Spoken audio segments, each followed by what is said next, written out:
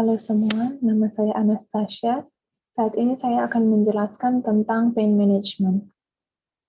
Pertama, definisi nyeri.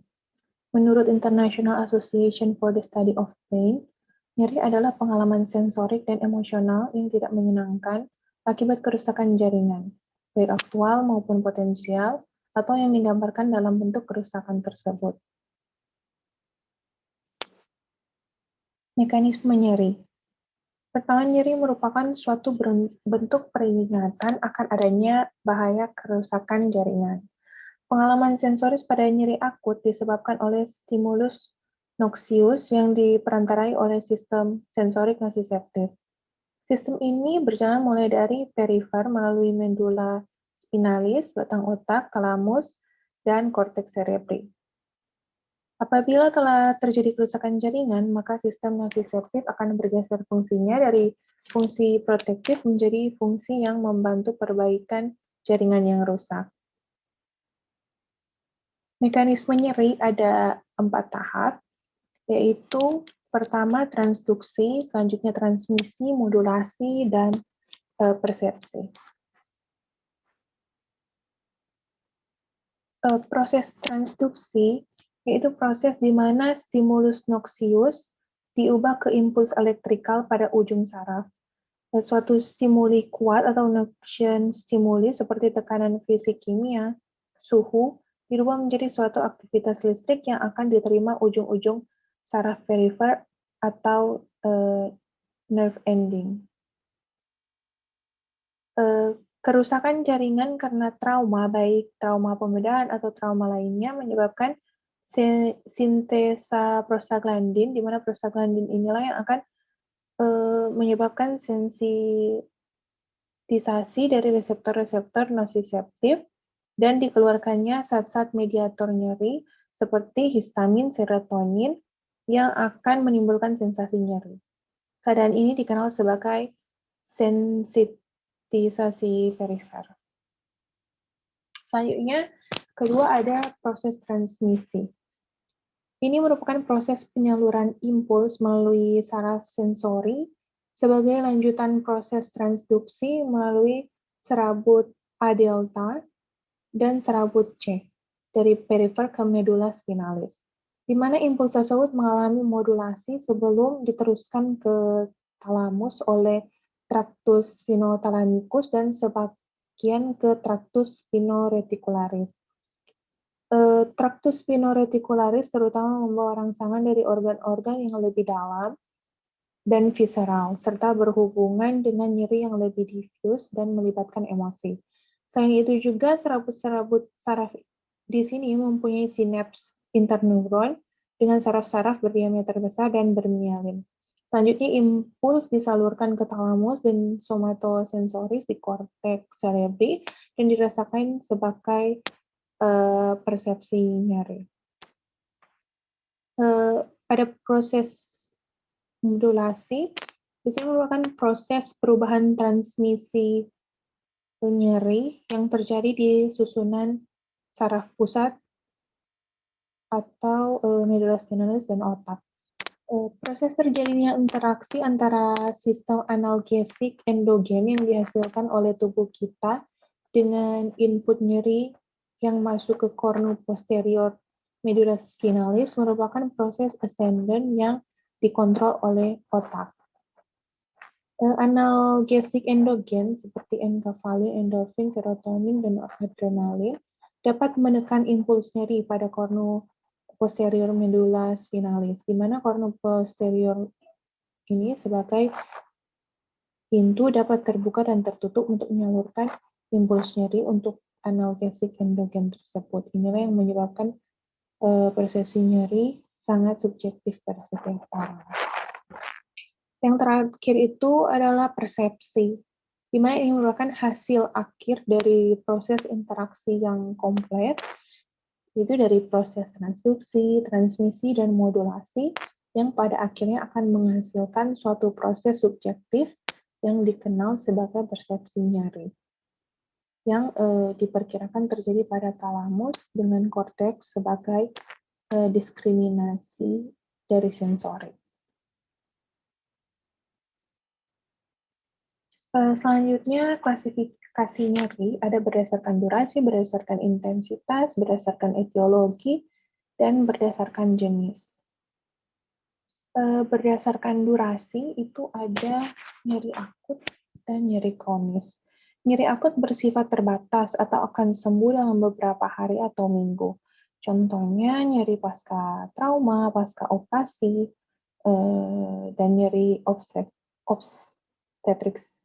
Seperti halnya nyeri yang diasosiasikan dengan kondisi medis kritis yang akut seperti myocardial infarction, pankreatitis, dan kalkuli renal. Untuk nyeri kronis, ini menetap dan dialami lebih dari 3 bulan atau 6 bulan dari akibat abnormal penyembuhannya atau karena pengobatan yang tidak adekuat. Contohnya seperti kanker. Untuk berdasarkan intensitas itu ada nyeri ringan, nyeri sedang, dan juga nyeri berat.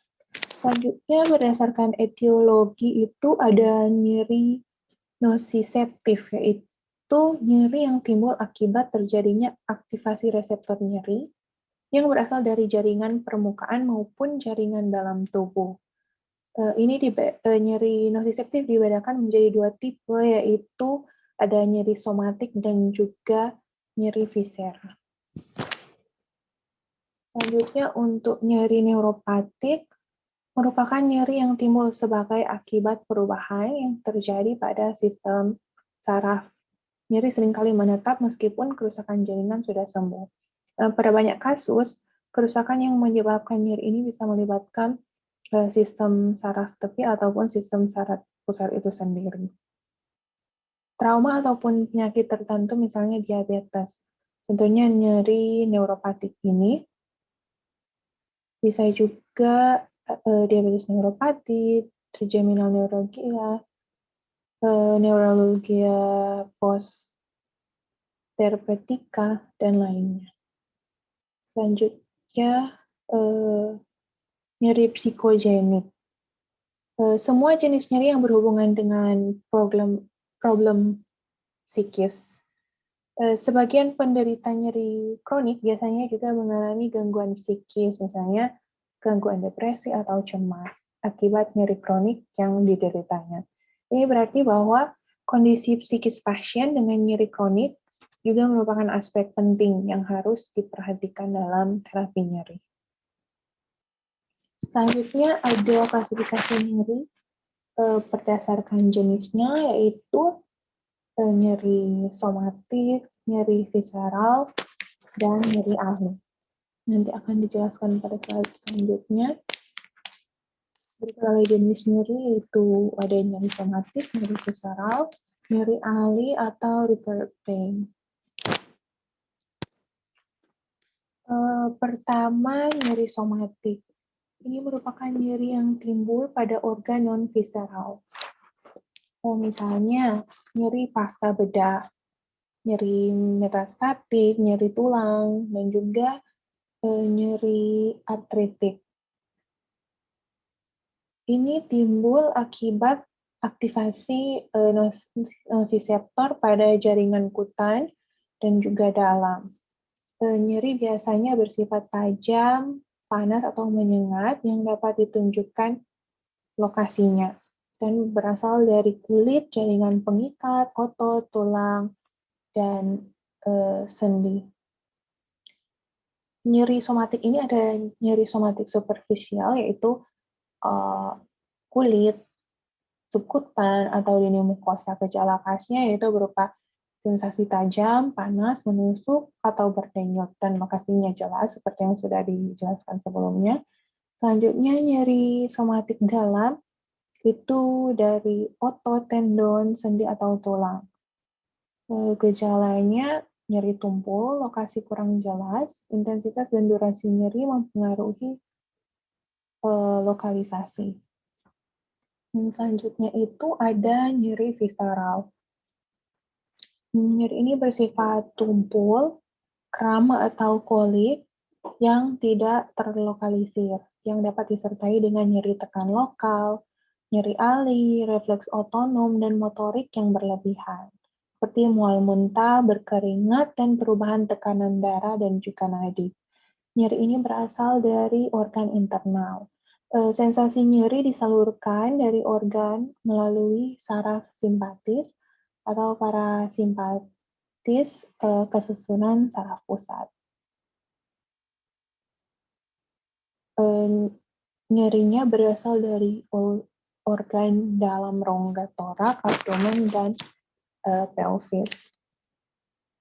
Selanjutnya ada nyeri ali atau liver pain. Ini merupakan nyeri yang berbeda dari tempat asal yang disebabkan oleh inervasi segmen spinal yang sama dan terjadi karena saraf eferen di medula spinalis menghantarkan persepsi salah. Jadi nyeri yang dirasakan pada area yang bukan merupakan sumber nyerinya disebut nyeri ali atau revert pain.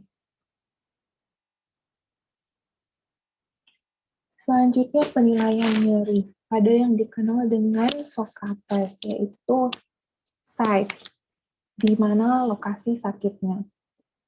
Selanjutnya onsetnya, sudah berapa lama sakitnya, selanjutnya karakteristik, bagaimana rasa sakitnya, radiation, apakah sakitnya menyebar ke tempat lain, associated symptoms, apakah ada gejala penyerta, time atau duration, apakah nyerinya hilang timbul, exacerbating atau relieving factors, apakah ada sesuatu yang menyebabkan sakitnya membaik, atau apakah ada yang membuat sakitnya bertambah parah. Dan selanjutnya, severity atau penilaian derajat nyeri.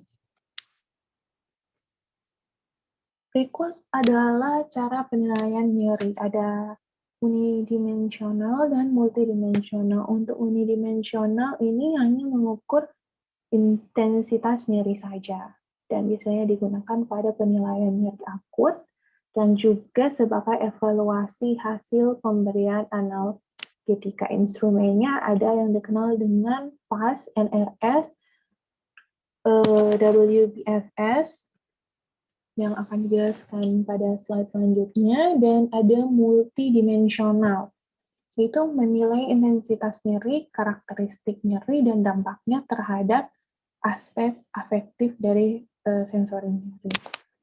Ini digunakan biasanya pada penilaian nyeri kronik. Instrumennya ada yang dikenal dengan McGill Pain Questionnaire, the Brief Pain Inventory, Memorial Pain Assessment Card, dan juga ada Pain Diary. Berikut instrumen penilaian nyeri seperti PAS untuk Visual Analog Scale, NRS, Numerical Rating Scale, selanjutnya Wong-Baker Face Pain Rating Scale, McGill Pain Questionnaire, dan juga Pain Diary. Yang pertama, Visual Analog Scale.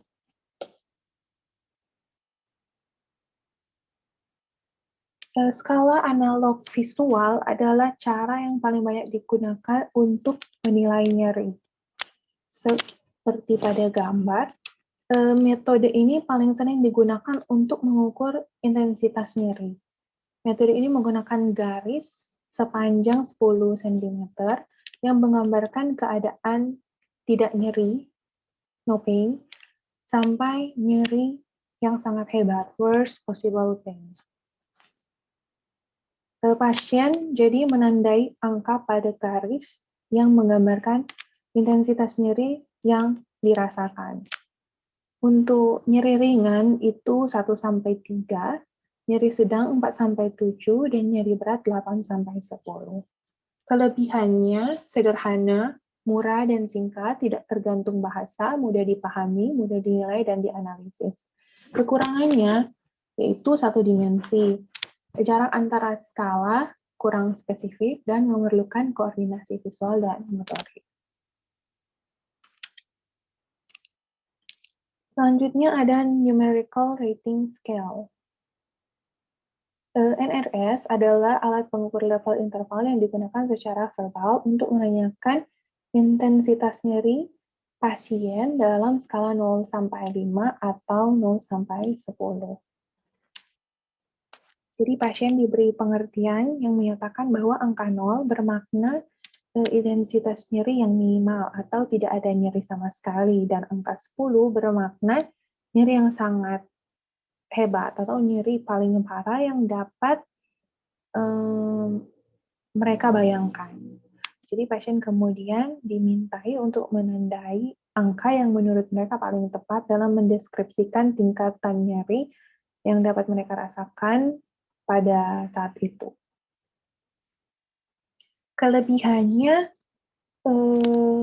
sederhana, murah dan singkat, mudah dipahami, konsisten dalam menilai nyeri, dan juga mudah dinilai dan dianalisis. Kekurangannya satu dimensi dan interpretasi yang berbeda-beda.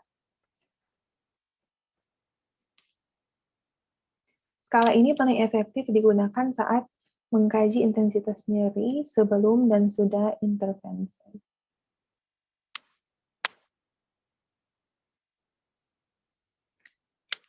Selanjutnya ada Wong-Baker Fifth Scale. Ini merupakan skala yang menjelaskan dengan 6 ekspresi yang berbeda, menggambarkan intensitas nyeri dari tidak nyeri atau tersenyum hingga nyeri hebat atau menangis. Wong-Baker Scale biasa digunakan pada pasien anak lebih dari 3 tahun dan juga dewasa. Kelebihannya sederhana, cepat dan mudah digunakan, lebih mudah dalam menilai nyeri pada anak dan pasien yang tidak bisa berhitung, dan mudah dalam pengelompokan nyeri. Kekurangannya membingungkan antara batasan nyeri, serta afeksi dapat membingungkan sejalan dengan intensitas nyeri. Selanjutnya ada McIlvaine Questionnaire. Ini digunakan untuk dewasa dan terdiri dari gambar lokasi nyeri, indeks nyeri, PRI, dan pertanyaan mengenai nyeri terdahulu dan lokasinya, dan indeks intensitas nyeri yang dialami saat ini.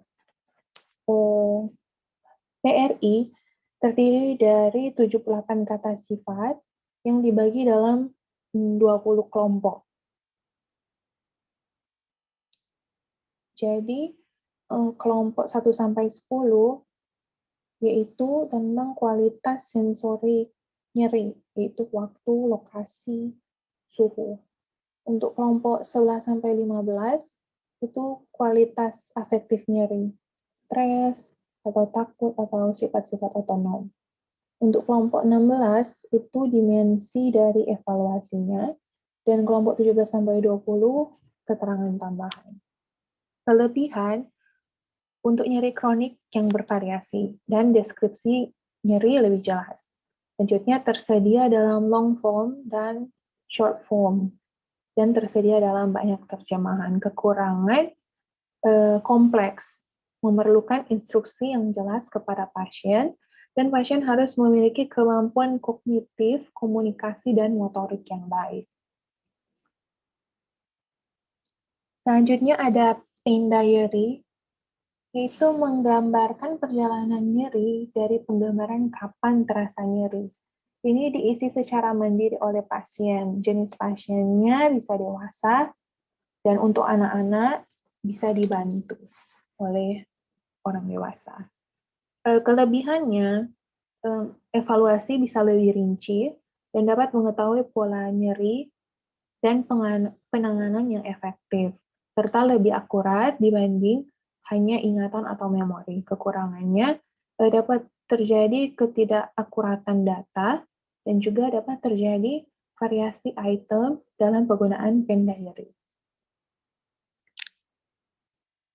Untuk penanganan nyeri, pada prinsipnya digunakan 3-step analgesic ladder, dari WHO atau World Health Organization. Dan ini dapat diterapkan untuk nyeri kronik maupun nyeri akut. Jadi untuk pemilihan pemberian obat analgesik diberikan melalui 3 tahap. Tahap pertama, jadi digunakan non-opioid seperti misalnya obat antiinflamasi non-steroid dan juga bisa paracetamol, dan dapat diberikan obat adjuvan. Dan selanjutnya, bila nyeri tetap menetap atau bertambah, maka bisa lanjut ke tahap selanjutnya, tahap kedua, yaitu menggunakan opioid lemah untuk nyeri ringan sampai sedang. Contohnya seperti kodein. Dan obat non-opioid dan juga obat adjuvan bisa diberikan. Dan bila nyeri masih menetap atau bertambah, maka bisa lanjut ke tahap berikutnya. Obat yang umum diberikan di tahap 2 ini adalah kodein atau tramadol, baik yang dikombinasikan dengan paracetamol ataupun tidak. Pada tahap 3, digunakan opioid untuk nyeri sedang sampai berat. Contohnya, morfin, metadon, fentanyl. Dan untuk obat non-opioid dan adjuvan dapat diberikan. Untuk nyeri akut, ini mengikuti langkah tangga ke bawah, yaitu dari tahap 3, lanjut kedua, dan tahap 1 atau step down. Untuk nyeri kronik, mengikuti langkah tangga ke atas, yaitu tahap 1, tahap 2, tahap 3, atau step up. Berikut analgesik non-opioid yang digunakan bisa acetaminophen atau paracetamol, dan juga NSAID. Untuk acetaminophen memiliki sifat analgesik dan antipiretik, namun tidak memiliki sifat antiinflamasi. Analgesik non-opioid juga yang paling aman adalah paracetamol. Dosisnya 500 sampai 1000 mg setiap 4-6 jam dan maksimal 4 gram per hari. Metabolismenya sebagian besar terjadi di hati dan efek sampingnya bersifat hepatotoksis, terutama pada pasien-pasien dengan gangguan hepar atau malnutrisi. Untuk non-steroidal anti-inflammatory drugs ada yang selektif dan juga non-selektif. Yang selektif itu menginhibisi COX-1 dan COX-2. Contohnya ketorolac, diklofenak, ibuprofen. Efek sampingnya iritasi lambung, gangguan ginjal, gangguan pembekuan darah. Untuk yang non-selektif itu bekerja untuk menginhibisi COX-2 saja, contohnya celecoxib dan parecoxib. Efek sampingnya prototrombotit itu memicu serangan jantung dan juga stroke. Untuk analgesik opioid, ini merupakan analgesik terkuat dan bekerja berikatan dengan reseptor di substansia gelatinosa. Untuk dosisnya itu titrasi hingga mencapai dosis ideal, dan efek samping bisa berupa sedasi, konstipasi, mual muntah, dan ketergantungan. Contoh opioid lemah itu adalah kodein dan tramadol, opioid kuat, morfin, petidin, dan juga fentanyl. Untuk terapi adjuvan, ini juga adalah terapi tambahan yang dapat diberikan berdasarkan kondisi klinis pasien. Jadi pengobatan tambahan yang bersamaan dengan pengobatan primer.